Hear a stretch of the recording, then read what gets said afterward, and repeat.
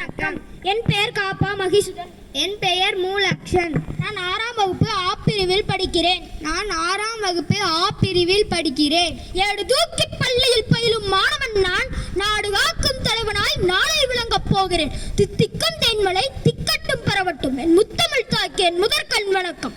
என் அறிவை வளர்க்கும் என் ஆசான்களுக்கும், எனக்கு தோள் கொடுக்கும் என் தோழமைகளுக்கும் என் முதற்கண் வணக்கத்தை கூறிக்கொண்டு என் உரையை தொடங்குகிறேன். தாருங்கள் தங்கள் செவிகளை. நான் இங்க பேச வந்திருக்கும் தலைப்பு தேசபக்தி. கத்தியின்றி ரத்தமின்றி யுத்தம் ஒன்று வருகிறது என்று சொன்னார் கவிஞர். இந்த வரிகள் நம்மை மேசலுக்க வைக்கிறது. சுதந்திரம் என்பது எளிதாக கிடைத்ததா?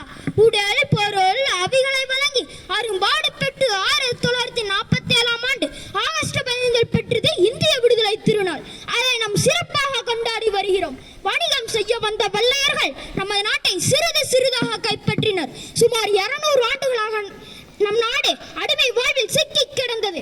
நம் நாட்டை விடுதலை பெறுவதே வழி என்று காந்தியடிகள், நேரு, நேதாஜி, சுபாஷ் சந்திர போஸ், பாரதியார் ஆகியோர் விடுதலைக்காக போராடினர். காந்தியடிகளின் தலைமையில் மக்கள் ஒன்றுபட்டு மொழி, இனம், மதம் வேறுபாடுகளை மறந்து இந்தியர் என்ற உணர்வை பெற்றனர். காஷ்மீர் முதல் கன்னியாகுமரி வரை மக்கள் கிளர்ந்து எழுந்தனர்.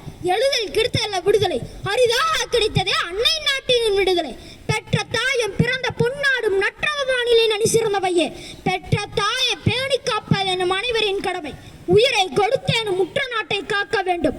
சுதந்திரம் என்பது எளிதாக கிடைத்ததா? முன்னோர்களின் குருதியாலும் தியாகத்தாலும் கிடைத்தது. அதை நாம் பேணி காக்க வேண்டும். அச்சமில்லை அச்சமில்லை அச்சம் என்பதில்லையே.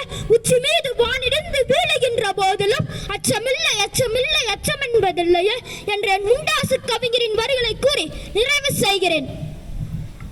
அவையின் தலைவரே, ஆசிரிய பெருமக்களே, எனது அருமை நண்பர்களே, உங்கள் அனைவருக்கும் என் முதற்கண் சுதந்திர தின நல்வாழ்த்துக்கள்.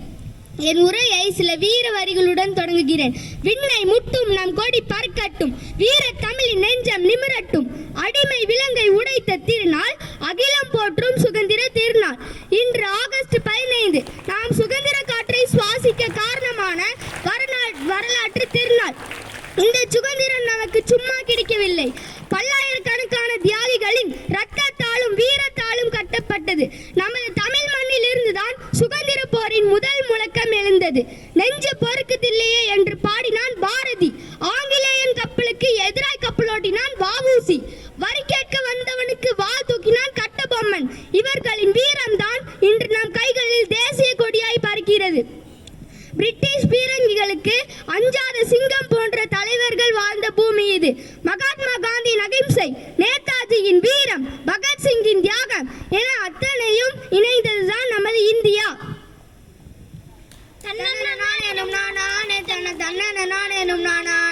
செந்தமிழ் நாடு எனும் போதினிலே இன்பத்தேர்ந்து பாயுது காதினிலே.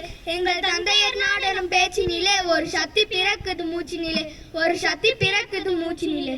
எங்கள் பேச்சில் குறை இருந்தால் தட்டி விடுங்கள்.